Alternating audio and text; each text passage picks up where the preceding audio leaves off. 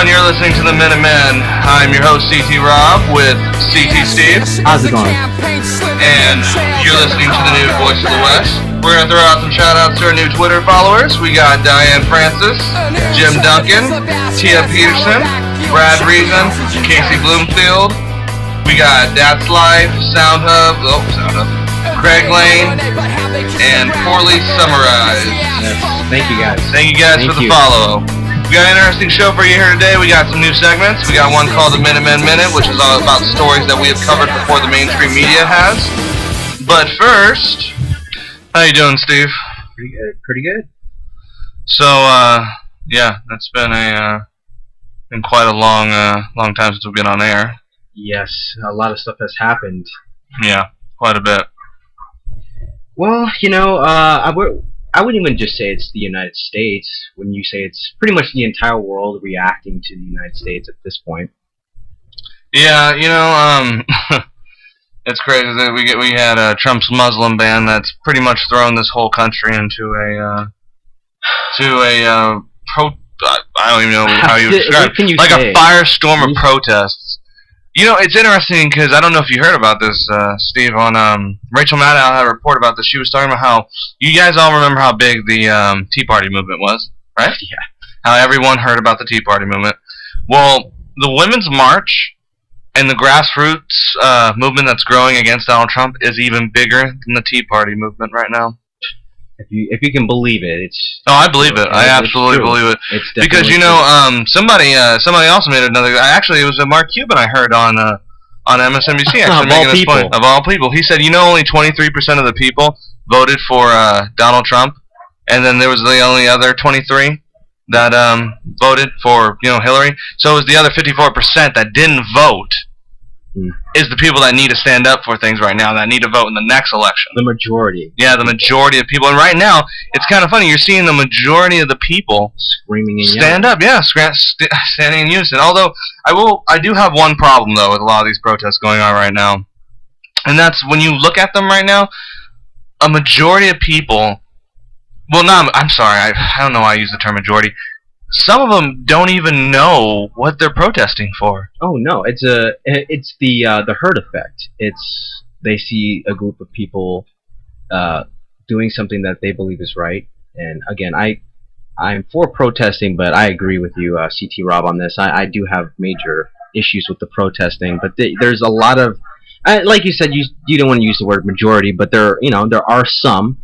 That come in large quantities of people, large groups, and they have no idea what's going on. And hi, I'm Larry. Yeah, I'm here to stand up against Mr. Trump. I want to hold up a sign that says "Down with abortions." Like we're at a Trump rally. What are you talking about? Yeah, we're at the Muslim ban, sir. Wrong sign.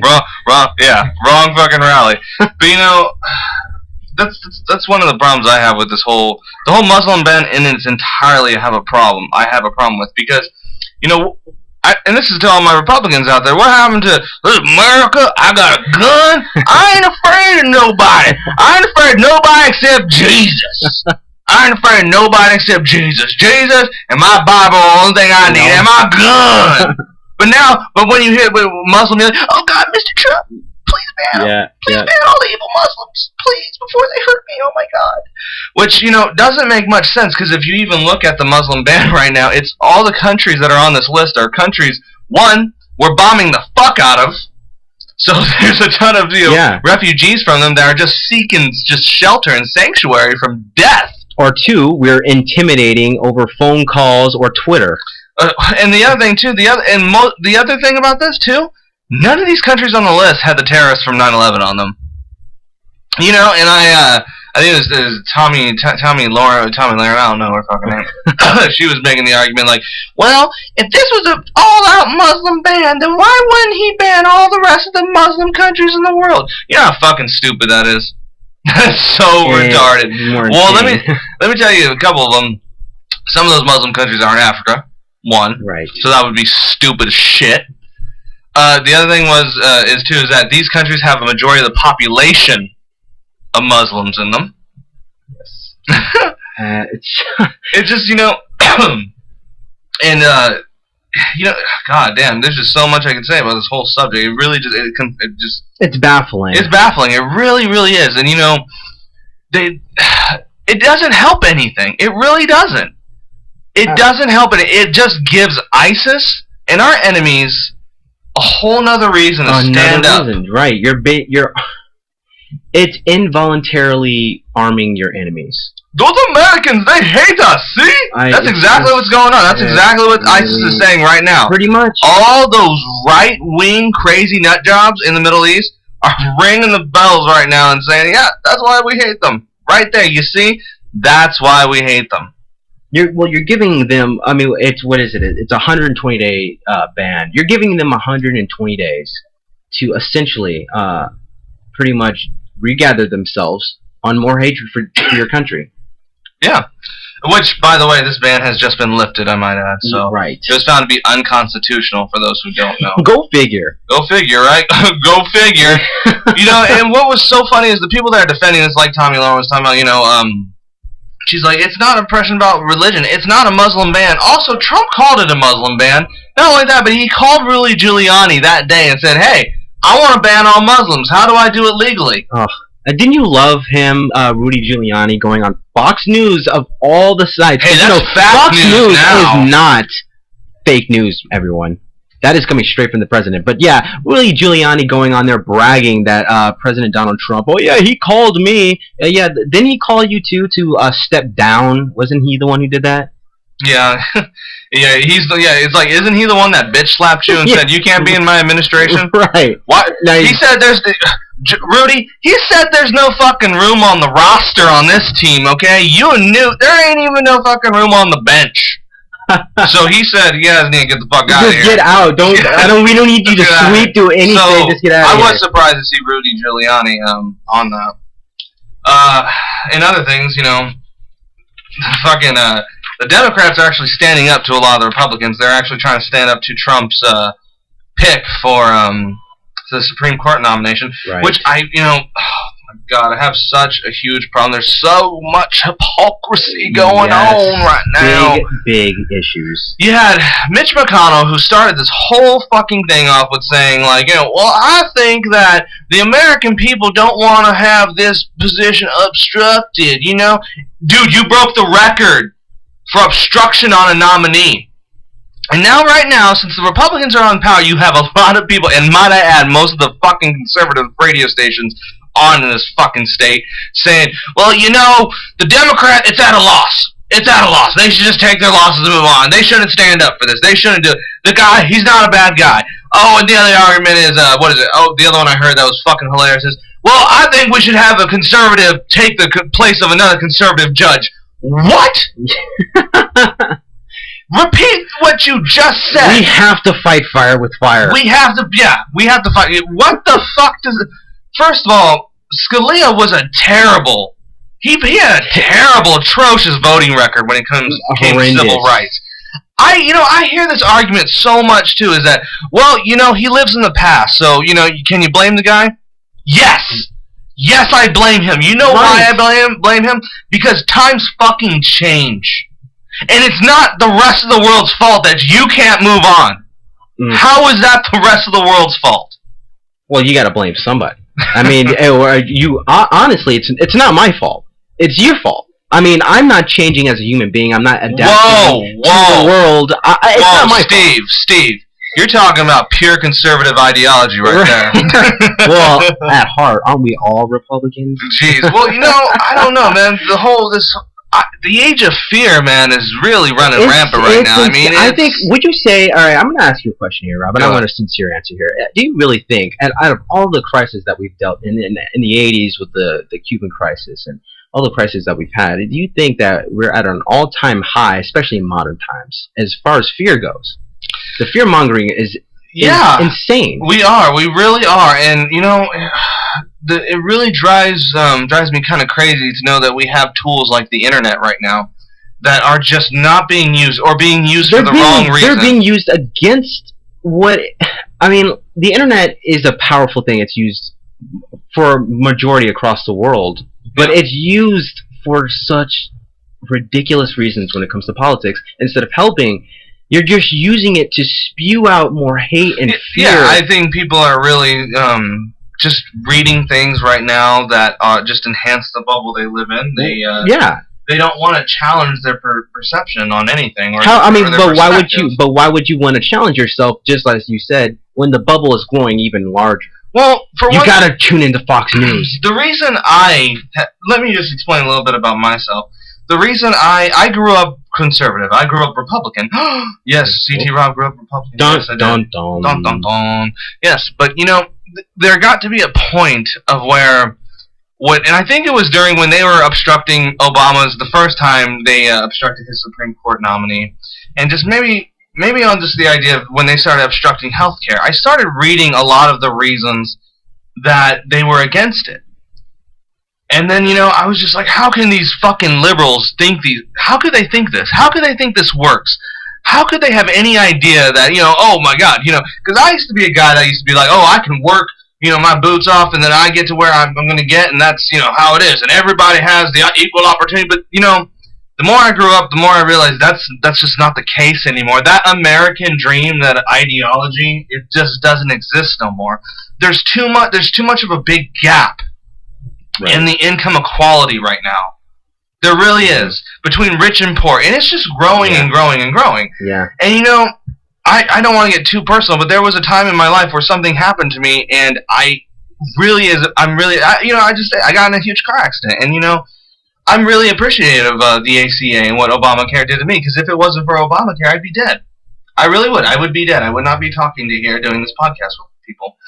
But, and then it just kind of took that long for me to realize, it's good just on the perspective of being a human being towards another human being. Right. And the fact that healthcare should be a right. It should not be, I've said it several times. The idea of an industry that competes at a competitive market level on our health is just disgusting. It is. And when you say, well, yeah, when you put it like this, but that's exactly what it is. Mm-hmm.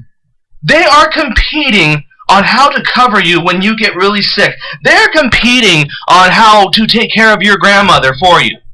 They are basically saying, hey, if your grandmother needs this medicine, maybe she can get it, maybe she can't. It depends on what we cover. No, that should not be the case. And when I was talking about the whole working your bootstraps up to everyone gets equal opportunity, but not everyone can get that managerial role. Not everyone can move on. So sometimes you need to have these social safety nets for people. Because honestly, I think but what it comes down to is people have just forgotten. They think people have forgotten them. On both sides. Yeah, I think it's that too. But I also think, I agree with that, because I do believe people's thought right now is, on both sides, really. It's a more selfish thing, because it is. It's people are thinking selfish. about what about me, now, but they're not thinking about, if most of these people too have children, and they're not thinking about their children. No, they're not, and they're not thinking about their health care and their benefits and how it's going to be like when it's going to be down the line in about 20 or 30 years. Now, I'm not saying, oh, are you going to think that his actions now are going to have consequences 30 down the year? I'm not saying any of that. Well, here's some consequences I see. This is not helping. And I put this together last night, and I don't really care what you think as a Republican on this one. Let me just say that. Because this is what I say, and this is something I really don't care. And this just kind of goes overall. I don't care what your stance is on abortion. You were talking about the health. Right. So you want to defund Planned Parenthood and any organization that helps with women's health, correct? Yes. You want to get rid of Obamacare and the Affordable Care Act. You want to gut the FDA and regulations on the food police, as Trump says. Okay, I really hope there's not an epidemic anywhere. Also, they want to cut down on they want to break down on marijuana. Right. I think health is also taking a huge hit in the fucking gut. I really do. That's the other thing. Well, there's a lot of people. It's not being covered, but there's a lot of people out there, like you said, with the whole Obamacare. There's a lot of people that are going to be tossed on the street from their hospitals, or lose benefits, like coal miners in Tennessee who actually get free health coverage because they in fact are coal miners. Which I think is hilarious, because many of them right now are realizing, oh shit, I shouldn't have voted for Trump because I didn't know he was going to repeal my benefits. And there was just an accident recently in a coal mine too. Right, and it's just, I think they had a former, I don't know if he's a former, but I know that he voted for Trump, a Trump supporter, who is now, I mean, just afraid because, yeah, he's a coal miner. He does work in Colorado, and he was thinking, what am I going to do now? I can't work for this job. Obviously, this is going to be long. I mean, this is a short-term job if you have no health benefits. Yeah, it really would be a short-term job. Really, against your will. So he's now reconsidering. There's a lot of people out there now. We're not just trashing Republicans just to trash them, because there are people out there that are saying, I did the wrong thing. I screwed up, and I shouldn't have voted for this man, and the actions that he's doing, I have to live with them now. But Rob is right on that. You can't complain one way about it and say, well, the man, I'm voting for the man because I believe he's going to do right. Now, that's your right as an American citizen to vote for the guy that you think, or girl, that is going to represent you best for your family and your needs. But if the guy is straight away taking away and not benefiting you, think about it. You need to challenge your perspective. If right now, if you're starting to see things not work for you, you need to start challenging your perspective right away. And that was my point. It came at a time when I was like, God, as a conservative, I'm just wrong on every single level. Or just reading the news, man, the conservatives are wrong on so many things. And when I challenged my perspective on it, I realized, wow, the rest of the world it's a lot different. It works a lot different than the way we perceive. Like forever, I used to hear the whole, Canada, you want medical, you want healthcare coverage like Canada? Look at Canada. Well, right, I did, and that's what happened. I did, and you know what? It wasn't bad, guys. But when you say about Republican bashing, to my conservative friend out there, especially, he knows who he is. One of my good buddies out there said he's a big fan of mine. Yep. I actually love him. Buddy, I wanted to tell you a couple things. Like, I know you just heard me say that I grew up conservative, but I just want to, just for a couple of our listeners, I just want to tell you some things that I don't agree with, that I am in fact conservative about. For one, I believe you should be able to fly the Confederate flag. Yes, I do. I believe you should be able to fly the Confederate flag in the back of your truck on your own private property. I believe you have that right to do. I believe you should be able to fly a fucking Nazi flag on your own private property if you want. That's your right. Now, however, you might take shit for doing that. People might come fucking firebomb your house or something. I mean, you think about this. There's no safe space for that. That is your right, though, to do. Now, I do not believe it belongs on a Capitol building. I do not believe that. I do not believe that at all. But, because I just don't believe that people should have to salute a flag that represented, rebellion and this and that. Now, some people on the left will be like, well, that's horrible. You're a bad liberal for that. But, this is my argument towards you. You say that flag represents slavery, and it represents, the KK, whatever you want to represent. Well, the American flag represents a lot of things, too. Right. The American flag actually does represent rebellion. It represented rebellion against England. It represents, in a way of slavery as well. Yeah, in a way it does represent slavery. It is a corporate symbol. It strikes fear into people's hearts across the world. It really does. I mean, when people think about the United States and they look at that flag, they don't jump for joy. They're not jumping for joy and saying, "Ooh, the U.S. is here." But as Americans, though, they don't. And I'm challenging your perspective. If you didn't think about it, and if some of you guys are saying, "Wow, thank you for jumping up on the fight for the Confederate flag," yes, and I'm actually trying to help you in an argument to help that. And what I'm trying to say is that when you look at the United States flag, we talk about the whole "don't be PC," or "we gotta be PC." Well, the flag, the red in the flag represents blood. The flag, the American flag, like I said, represents rebellion. It represents the same thing in essence as the Confederate flag, but Americans seem to look past that. They look past the idea, that part of the. Well, they don't. They look past it, but they also say, "Well, that was forever ago, and that was helped transcend what America has become." But what has it become? Well, you can say the same thing about the Confederate flag. Yeah, though. that's the same thing. I know. I have. Black friends, African American if you prefer, that actually that wear Confederate flags. And why? You know why? Because they say it does not represent slavery to me. It represents where I'm from, which is the South. And I completely understand that. The other thing, guys, I believe in gun. I believe in gun control. I don't believe in gun control. To a degree, I do. I believe that there should be universal background checks so terrorists don't get their hands on weapons. Right. However, do I think the government should come take our guns? Hell the fuck no. You know why? And even more so right now. Even more so right now, because I personally think the government's fucking crazy half the time. And no, I do not think they deserve it. They have any fucking right to come take your guns. So, yes, my conservative buddy, that's to you. Those are the two conservative things I will fucking back you up on left and right. I don't believe in gun control. However, when you look at the other things that are going on around the world, and you look at other perspectives of things, we're very wrong. Conservative ideology is very wrong. It's very wrong because it's conservative nature. As far as the United States is, it only benefits the United States first, and evangelicals. But the thing about that is people don't want to. Again, we're not trying to bash on the Republicans, but you got to think about what happens next. Yeah. You cannot live in the now as far as a retrospective of these laws that are passing or and how you feel and things. And a good proof towards that is climate change. Right. You don't believe in climate change. Why? Because you're like, I don't want to put coal miners out of business. Well, you can't. We can't depend on coal all the time. Can't. Here's some. Did you know this? Did you know this? Did you know that there's actually regulations put in place so coal factories can run and burn cleaner, regulated coal for energy? Did you know that? And that those programs would actually put more jobs in place for coal miners than have them spending times mining the coal? Did you know that? Did you know that out of the 100 factories, only in America, planned to be in America, only one has this implemented into it? You know why? Because it's not cost effective. That's here in the now thinking. Yes, it is. That's here in the now. That's here in the now. Because, again, why think about the future when you can have everything benefit you right now?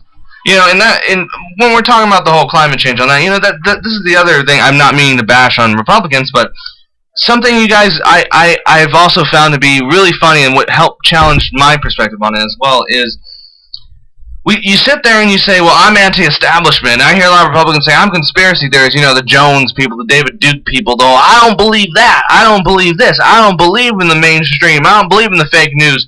I don't trust the big oil. I don't trust corporations. Yet when it comes to climate change, you jump right on board with big oil and big corporations and the status quo that doesn't want that to happen.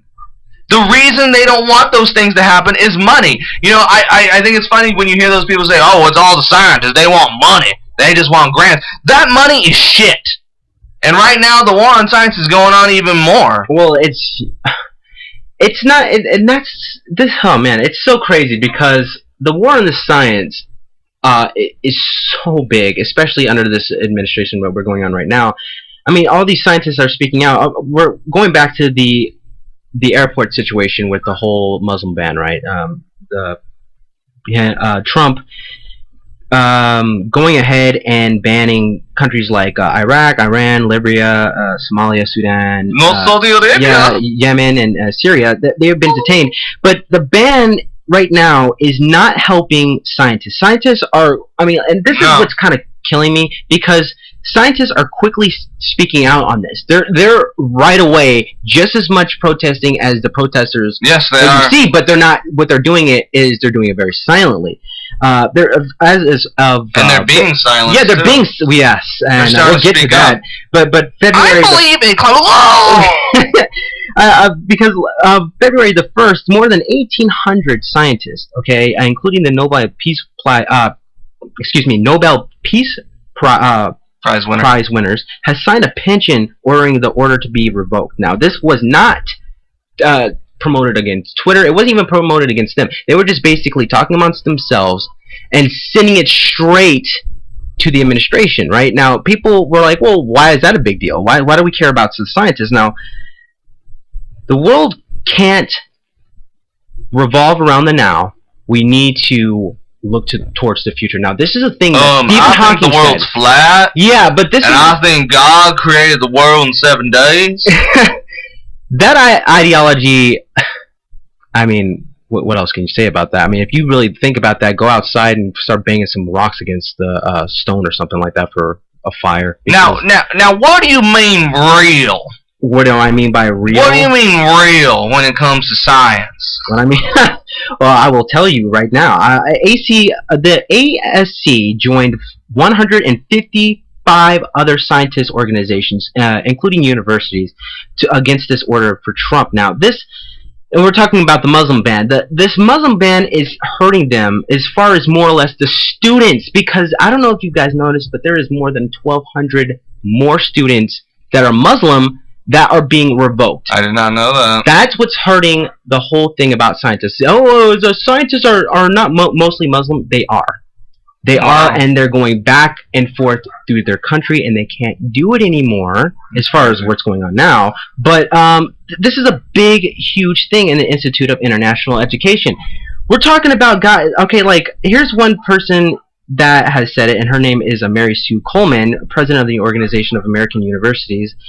She urged the administration to make it clear that the U.S. continues to welcome talented and individuals from all countries, no matter what race, ethnicity, or background. Now, this is their right as coming over. They're not. But Steve, those people are dangerous. Right. Those people can't be allowed here. Those people are the enemy. Those smart thinking scientists. Those guys are the enemy. They're going to propel us into the next age. I mean, Steve, it doesn't make sense. We pay these people to think, Steve. That's true. Are you trying to say we need to trust them? Because here's the thing. We need American-born citizens growing up and becoming scientists. It's the age of the thinking man, the 1950s. You know those age acts and those advertisements, men screwing things in. We are looking out for the better tomorrow. Those type of ads they've been dead for how many years? We're losing opportunities to propel us more so into the future. These bans, not only on the scientists, because they've been halted. Can you just think about this? Think about working on something for 30 plus years. You're just now edging closer and closer and closer to breaking the research. You're researching the Great Barrier Reefs that are being destroyed. Landmines. I heard it's something like 4,000. It's getting up to 5,000. Yeah, it's almost 5,000. 5,000 acres. Yeah. 5,000 acres, and it's being destroyed. And you're working tirelessly, trying to understand this, to just be halted. And that I mean, it's a big, huge thing. And then you're gonna say that, oh well, we cannot risk these scientists coming in because they might be spies. They might be spies. This isn't really. It's that type of thinking that is going to just. It's not even any steps forward. It's like 4 steps back. It's almost dude. It really is. Because where's the progress happening? So much fear. You're stopping the progress. So what's happening? The only thing you're thinking about is this ban. We're stopping it because we cannot. It's America first, and we need to protect America. But where's the progression happening in exchange from this ban happening? You're keeping the scientists that, by the way, are living in the United States on visas. Yeah. They're living in visas. There are many. Can you believe that? Fathom these scientists that they're making all this money. They're living in all these homes. Really? Most of these scientists. I'm going to give you guys some statistics here. One guy's just like, I've invented I invented the cure for cancer. I've invented the cure for cancer right here in this briefcase. I need to get it to the fucking scientific institute in 24 hours. Nope. Really? Can't Slap. come in. It's done. You can't come in. No, guys, what? Muslim boy. Get back there. What's that towel on your head? Get back there. Get back there. Get back there, boy. But this can literally save mankind as we know it in the future. What's the future? What's the future? There's no future. There's no future. All the future is just God. It's just.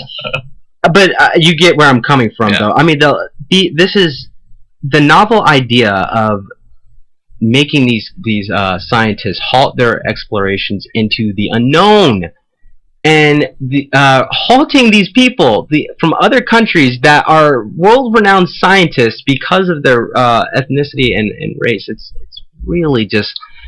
It's not a good time. It's mind-boggling. It really is.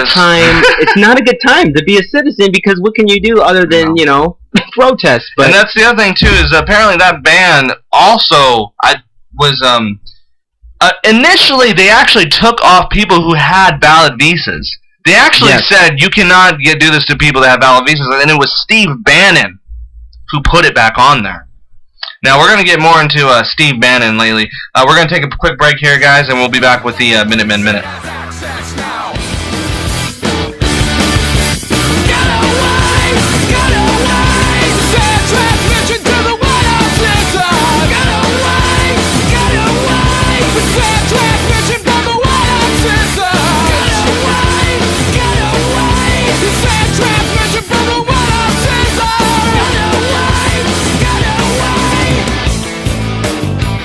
Alright, welcome back, guys. This is going to be the Minutemen Minute. This is for stories that we were talking about before the mainstream media did. The first one I want to kick off is the Atomic Research Institute. Recently they moved the Doomsday clock up to 2.5 minutes to midnight, which was the exact time I had actually, if you guys follow me on Twitter, I had actually been tweeting them this question quite often. I kept asking them, is it still 3 minutes to midnight? If you don't remember my initial report, I talked about how they stated in their report that the reason it was 3 minutes to midnight was because, 1, the Iran agreement, and 2, the Paris Accord. They talked about how nuclear rhetoric had been brought down, how nations weren't so savage to each other. Well, when I read that report, it was at the time of the election, after Trump had won the election, and I said, I read it and I said, so the Iran agreement is gone. That's one aspect of it that's gone. And then the Paris Accord is looking more and more like we're gonna duck out of it. So is it still 3 minutes to midnight? And it took them a month or so, but then they must have heard me because they put out their other report, and this is the 2017 Atomic Research Institute. It's 2.5 minutes to midnight. And in this report, they state why they've moved the Doomsday clock up. One of the reasons most of the reasons they've moved it up is, 1, because of the 2 things I told you that are gone, Paris Accord and the Iran agreement are gone. But the other was the rhetoric being spoken by Trump and Putin on nuclear arms. And we have, they stated that we have never been so close to the apocalypse ever. In history, and they don't just go off of nuclear. They go off of climate change. They go off of. They also cited climate change as a huge one. They also cited robotics being one, and cyber warfare. Basically, with this, let me just break this down. Maybe I didn't clarify enough for our listeners what exactly the clock represents. It doesn't necessarily represent death by nuclear destruction. It represents how the world is on the brink of catastrophe. Basically, if something was to happen, would the world be able to handle recover? Would it be able to handle and recover? And the answer right now is it's no. It's not doing very well. I mean, and then we had China recently. They moved some of their nuclear arms to a border that's on Russia, that's closest to it's on Russia's border, but it's closest to the U.S. Now, they said they did this move out of they said it was just routine, but many people are speculating this is because of Trump's rhetoric, and then days earlier before that they cited by saying that Trump, the whole one China policy is it's non-negotiable. And that's a prediction I've also made on this show that I hope that doesn't come to pass. I think that China will take Taiwan by military force if the rhetoric on the one China policy is not toned down. But the other one is the Russian story that we covered. There's been a purge at the Kremlin over the Kremlin's intelligence agency over the leak of the dossier. One of their agents was apparently had a sack thrown over his head, and he was drug out right in the middle of a meeting. And then days after, they are purging their intelligence agency, which makes one think, if these claims about Trump's Russian involvement aren't real, then why are things like this happening? Why are things like this happening? It's almost like a bad movie. It's not. It's not. It's real. It's real. It's actually really happening. Another story we talked about was China. Well, sorry, China, but Iran. Right now, things are heating up worse than ever before with Iran. We are on the brink of war with Iran. It's getting bad. It's really getting bad. I mean, as far as February the 2nd, is Donald Trump tweeting out.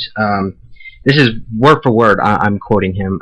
He states in quotes, "Iran has formally been formally put on notice in all caps for firing a ballistic missile. Should have been thankful for the terrible deal the U.S. made with them." That's not really how you get to make friends across the world, Donald J. Trump. You do not start off your presidency with a bang like that. And first of all, let me just say they have launched missiles since his statement. They've actually done it in direct defiance of him, which is heating up this thing even more. You know, I just want to explain the Iran deal again because I feel like I have to explain the Iran deal to my conservative friends out there. There were two things in the Iran deal that us, as America, two things that we had to abide by when it came to the Iran agreement. One, we could not implement sanctions. We had to lift all the sanctions against them. Two, we had to give them back their money that we were holding hostage. That was not money for any kind of ransom. That was their money that we had seized from overseas accounts. That was their money. It had nothing to do with hostages. And that's the big one. That's the huge one that you just don't want to mess with. And you see what's going on here. When we're talking about the Doomsday clock moving 30 seconds closer, it's so cringeworthy because you're seeing the destruction happen slowly. It's like seeing a really bad car wreck with a train happening very slow, and you can't do anything to stop it. Yeah, history you can only just hope almost that repeating itself. Did you see the story about and this was funny, I actually retweeted this article for our followers on Twitter so you can find it. There was a Saudi Arabian vessel that was attacked, and they blamed Iran for it. Now, the U.S. and Sean Spicer came out the next, and they said that it was a U.S. vessel that was attacked. Guys, this is the same thing that led us to Vietnam.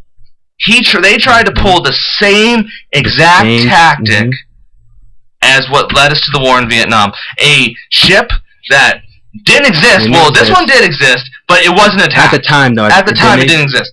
Now, and during the press conference, too, they cited him. They said, hey, you mean a Saudi Arabian vessel. And he corrected himself again. Yeah. But the point I'm trying to make is they are trying to march us to war. They're preparing.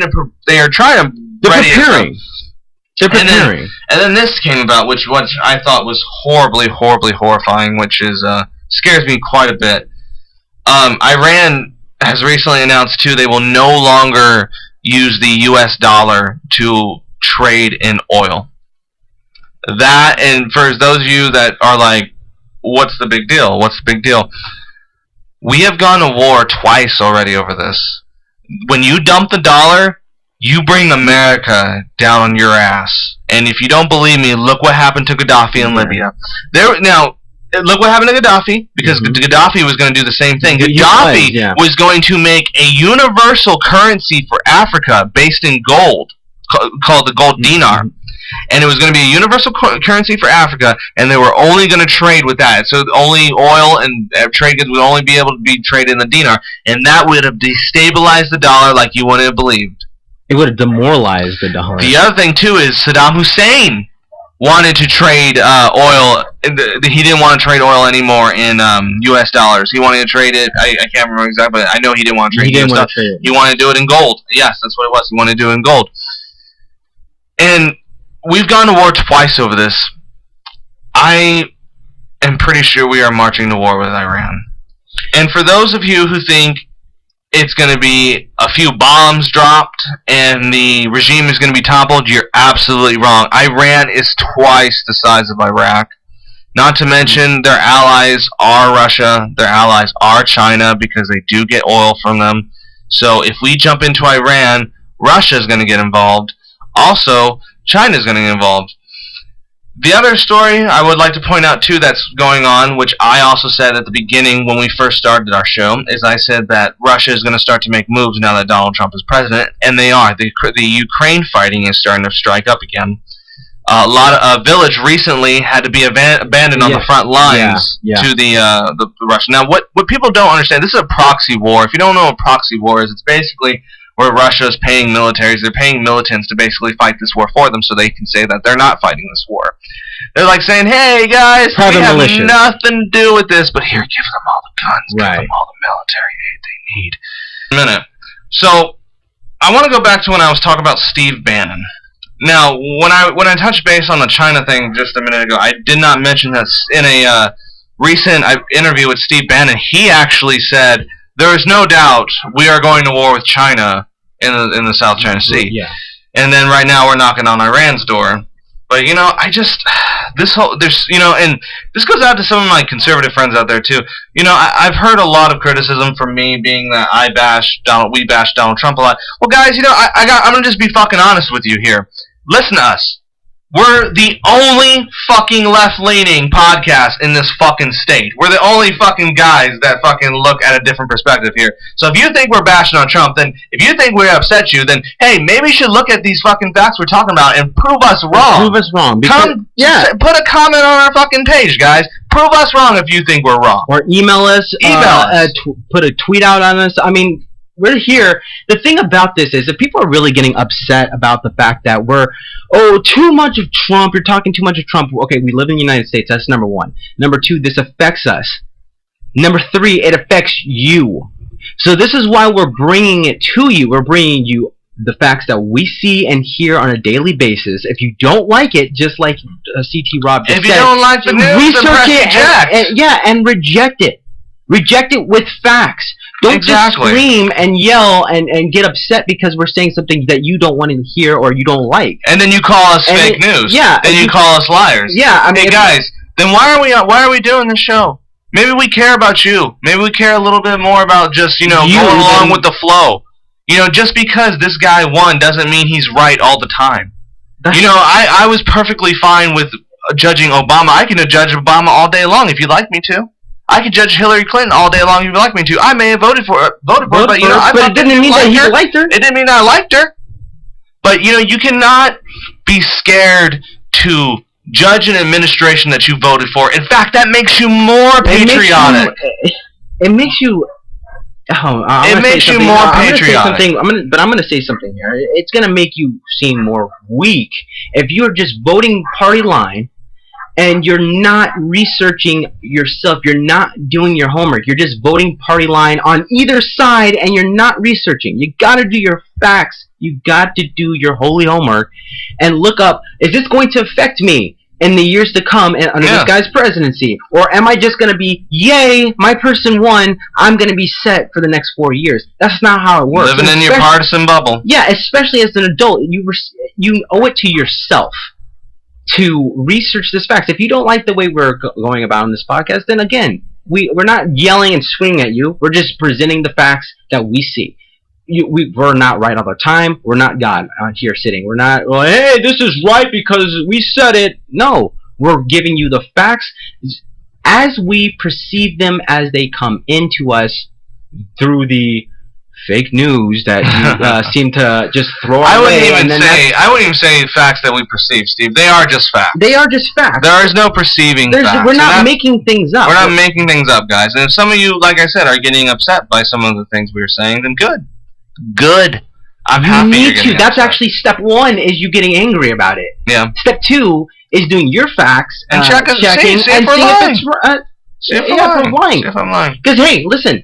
If we're lying, I sure as hell want to know about it. Yeah, I sure as hell want to know. Because I will be the first one on here saying, hey, listen, you were right. and we were wrong. I've already came out and said I think Trump did a good job on TPP. I'm happy that he did it. It saved a lot of American jobs. It did save. We will actually. I will say he's right on that, but I will not give him a proverbial hand job just because I voted for him or him or her, whatever. I don't do that. That's not. We didn't do. Listen, we didn't do it. We didn't have the show around then, but we weren't doing it for Obama. We're not doing it for Trump. We're just not. We're not. Well, that's been the Minutemen, guys. Thank you for listening to the show. Catch us next week when we talk about on Beyond Classified, Osama bin Laden's conspiracy. There is a bunch, and we can't wait to have you on the show with us. Have a good day.